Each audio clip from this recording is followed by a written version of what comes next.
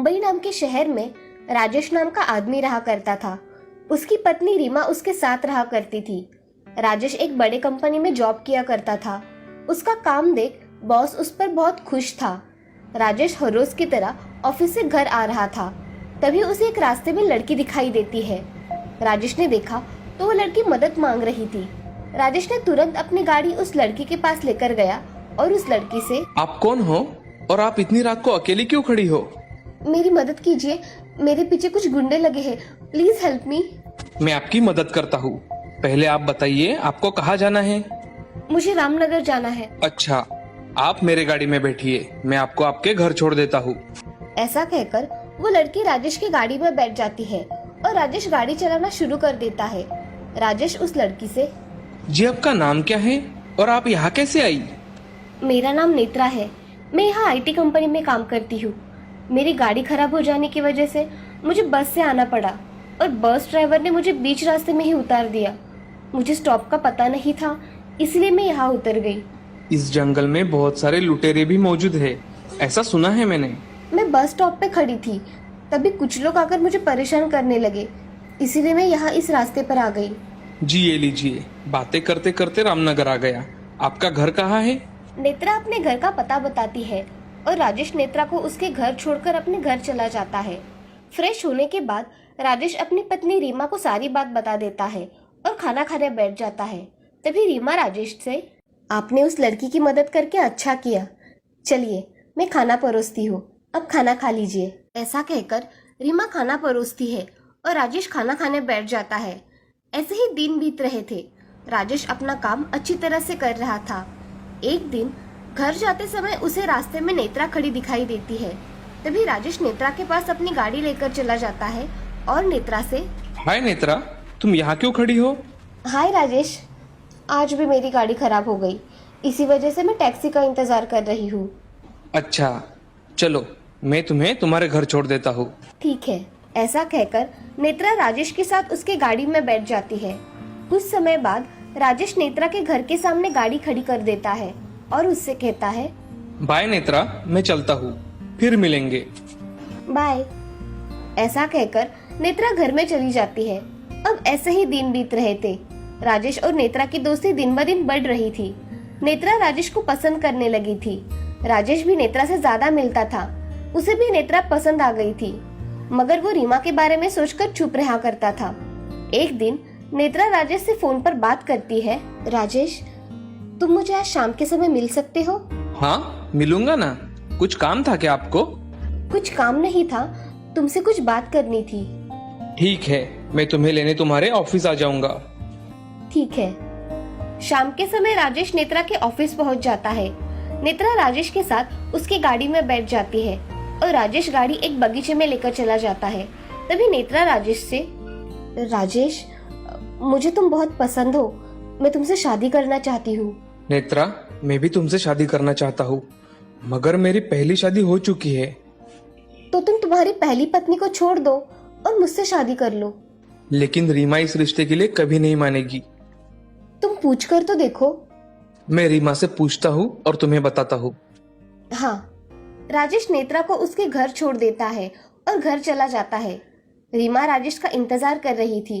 तभी राजेश रीमा से, रीमा, मुझे तुमसे कुछ बात करनी है। कहिए ना, क्या बात है? रीमा, मुझे नेत्रा नाम की लड़की बहुत पसंद है, मैं उससे शादी करना चाहता हूँ। अगर तुम हाँ कहती हो तो मैं उससे शादी करूंगा। ये आप क्या कह रहे हैं? हमारी शादी हो गई है, फिर भी आपको दूसरी शादी करनी है? ऐसा क्या देख लिया आपने उस नेत्रा में जो आपको आपकी पत्नी भी नहीं दिख रही? मुझे नेत्रा से शादी करनी है, और हाँ, मैंने कब कहा कि मैं तुम्हें छोड़ दूंगा? हम तीनों साथ में ही रहेंगे। नहीं, मैं इस घर में अब एक मिनट भी नहीं रह पाऊंगी, मैं जा रही हूँ। तुम कहीं नहीं जा रही हो, समझी? हम सब एक साथ रहेंगे। अब रहिए उस औरत के साथ, मैं नहीं रह पाऊंगी। ऐसा कहकर रीमा अपने मायके अपने पिताजी को फोन लगाती है और दोनों के बीच हुई सब बात अपने पिताजी को बताती है। उसके पिताजी रीमा से, बेटी तुम चिंता मत करो, मैं अभी निकल रहा हूँ तुम्हें लेने के लिए। पिताजी मैं आ रही हूँ आपके पास, मैं अभी निकल रही हूँ। ठीक है बेटी, तुम आओ। बाद में देखते हैं कि हम क्या कर सकते हैं। जी। फोन पर बात करने के बाद रीमा जोर जोर से रोने लगती है। उसका रोना देख राजेश को बहुत बुरा लगता है। राजेश रीमा को बहुत समझाता है, मगर रीमा अपना बैग भर के गुस्से में जाने लगती है। रीमा अब ट्रेन में बैठ जाती है। उसके पीछे राजेश भी उसके साथ ट्रेन में बैठ जाता है। राजेश रीमा से, अरे रीमा, मेरी एक बार बात तो सुनो, मैं क्या कह रहा हूँ। मुझे अब तुम्हारी कोई बात नहीं सुननी। राजेश को अब बहुत गुस्सा आ जाता है और वो गुस्से में रीमा का हाथ पकड़कर उसे एक जोर का चाटा मारता है। तभी रीमा और जोर से रोने लगती है। रीमा दूसरे डिब्बे में जाने के लिए निकलती है।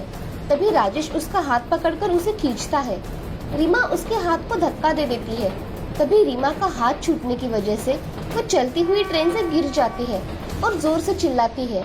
तभी राजेश वहाँ खड़ा सिर्फ देख रहा था। उसने रीमा की कोई मदद नहीं की। रीमा पटरी पर गिरने के बाद मदद के लिए पुकार लगाती है, मगर चलती हुई ट्रेन में उसकी मदद करने के लिए कोई सामने नहीं आता।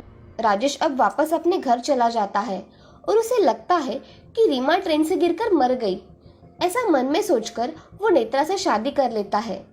नेत्रा तो राजेश से शादी करके बहुत खुश थी। अब वो दोनों खुशी खुशी रहने लगे थे। नेत्रा ने राजेश की नाम की सारी जायदाद अपने नाम करवा ली थी। राजेश को एक दिन नेत्रा किसी दूसरे आदमी के साथ बातें करते दिखाई देती है। राजेश को नेत्रा थोड़ा शक हो जाता है। राजेश नेत्रा पर नजर रखता है तो उसे पता चलता है कि नेत्रा का किसी और आदमी के साथ चक्कर चल रहा है। ये सब देख राजेश को बहुत पछतावा होता है। राजेश मन में, मैंने इस नेत्रा के लिए मेरी पत्नी रीमा को छोड़ दिया। मेरी रीमा ऐसी नहीं थी। ऐसा कहकर राजेश बहुत रोने लगता है और थोड़ी देर बाद राजेश घर चला जाता है। नेत्रा टीवी देख रही थी। ये देख राजेश, नेत्रा, टीवी बंद करो, मुझे तुमसे कुछ बात करनी है। हाँ कहो ना, क्या बात करनी है? नेत्रा, मैंने तुम्हें एक आदमी के साथ देखा था। क्या तुम्हारा उस आदमी के साथ कोई रिश्ता है? हाँ, मैं उससे प्यार करती हूँ और जल्द ही हम दोनों शादी करने वाले हैं। क्या कह रही हो तुम? तुम्हारे होश तो ठिकाने हैं ना? मैं ठीक हूँ, और अगर तुम्हें मेरे साथ रहना है तो चुपचाप मेरे साथ इस घर में रहो, वरना तुम जा सकते हो। ये मेरा घर है। तुम मुझे निकालने वाली कौन होती हो? तुम भूल गए हो शायद राजेश, ये मेरा घर है। ये घर मेरे नाम पर है। अच्छा ठीक है, मैं ही इस घर से चला जाता हूँ। ऐसा कहकर राजेश उस घर से निकल जाता है और बहुत रोने लगता है। तभी उसे उसकी पहली पत्नी रीमा की याद आती है और वो चलते चलते स्टेशन पर आ जाता है और वहाँ बैठकर बहुत रोने लगता है। मुझे माफ कर दो रीमा, मैंने तुम्हारे साथ बहुत गलत किया। ऐसा कहकर राजेश बहुत रोने लगता है। दूसरे दिन राजेश अपने ऑफिस चला जाता है और अपना काम करने लगता है। उसे काम करते करते एक दिन रीमा दिख जाती है और वो रीमा को देख हक्का बक्का रह जाता है। रीमा अब जॉब कर रही थी। ये देख राजेश बहुत खुश हो जाता है और रीमा के पास चला जाता है। रीमा, मुझे माफ कर दो, मुझसे बहुत बड़ी गलती हो गई। मैंने तुम्हारे साथ बहुत बुरा बर्ताव किया है।